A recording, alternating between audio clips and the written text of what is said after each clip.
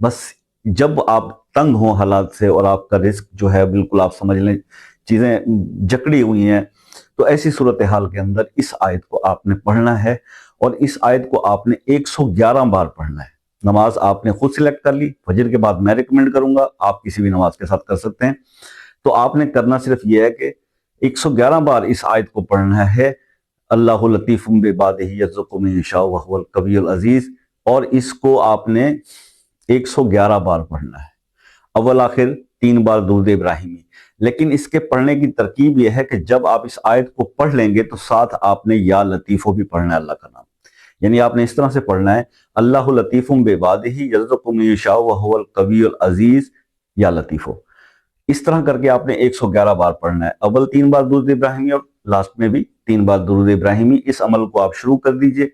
اور پھر دیکھتے جائیے کہ جس دن بھی اگر آپ تنگ دست ہیں اور پریشان ہیں، اگر آپ